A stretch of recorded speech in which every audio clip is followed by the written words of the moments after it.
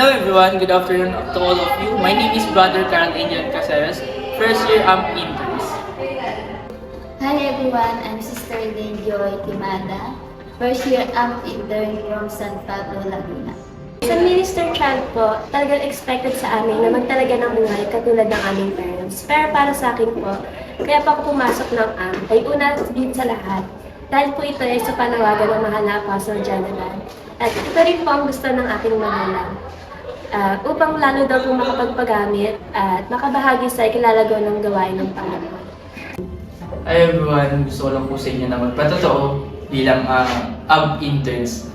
Ngayon, kung tutuusin, napakaganda na ng kalagayan ko ngayon. Hindi na katulad nung una. Kasi nung una po, nahihirapan ako actually. Mahirap mag-devotion, ganyan. Isa sa mga rason kung bakit ako pumasok sa Apostolic Missionary Program ay dahil panawagan at mandato ito ng mahal na Apostol Jonathan Santos Perio na habang tayo ay kabataan pa, malakas at masigasig ay atin itong maibigay sa gawain at maipagamit sa misyon ng ating Panginoon. Sa habag at biyaya naman po ng Panginoon, nung simula na pumasok ako ng intern, natutunan ko po yung mga bagay na hindi ko po nagagawa. Katulad po ng pagbabas ministry, pamangaral ng ebanghelyo, marketman o personal evangelism ay nagagawa ko na po. Patotoo ko lang po yung una kong pagpasok dito. Actually, pilit lang po ako, pinilit lang. Pero sa biyaya ng Diyos, ngayon nagpapatuloy, hindi na napipilitan. Unang-una, nahihirapan ako sa pag-devotion. Ilang weeks pa lang po ako dito.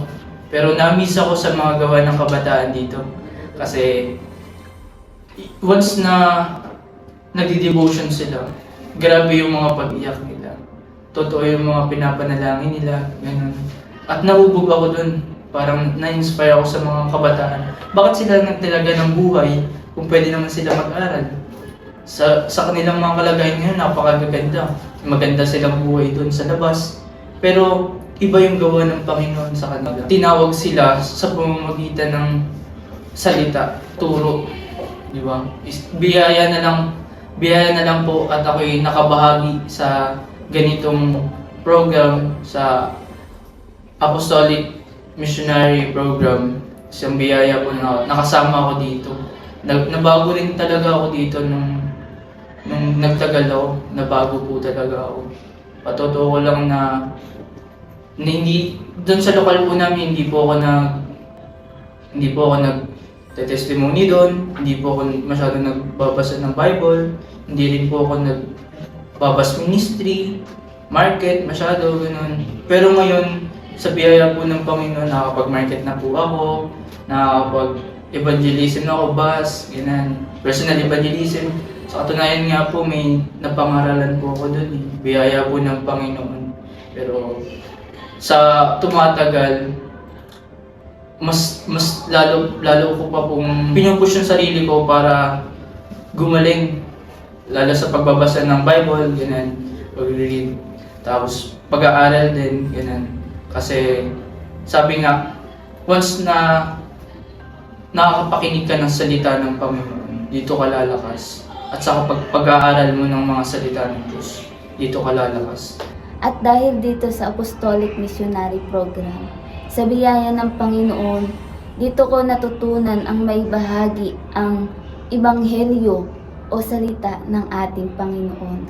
Alam kong mahina ako, pero nagpapasalamat ako sa Panginoon sa malaking pribilehiyo na kahit 2 taon man lang ay makabahagi ako sa malaking pangangailangan ng misyon.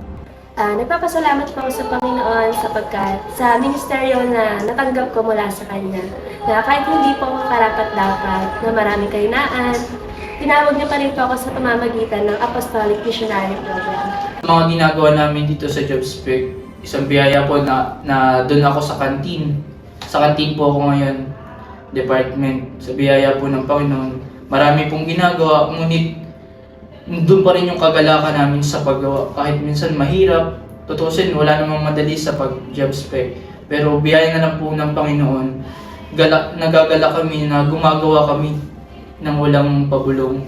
Biyaya po ng Panginoon. Patotoo po nung last na home free sa Pampanga. Nagalak po ako doon kasi inaabot na po, halos lahat ng mga tumutulong doon, inabot ng madaling araw. Napaisip ako, sabi ko, kaya ba to ng isang trabahador na unbeliever?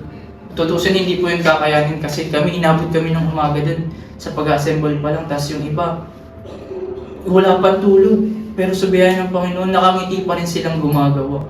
Kaya kagalakan na lang talaga na naglilingkod sa Panginoon. Sa ma-advise ko lang po sa sa bawat kabataan, try nyo po kasi dito sa mas mahuhubog yung mas mahuhubog kayo sa paggawa, lalo na sa mga evangelism, ganun. Kaya encourage ko kayo na pumasok din po kayo ng AMP interns habang kayo po ay hindi pa nagka-college, or even after nyo mag-college, pwede nyo po, maganda po yun na kayo matry niyo po yung pagpasok dito kasi napakaganda talaga.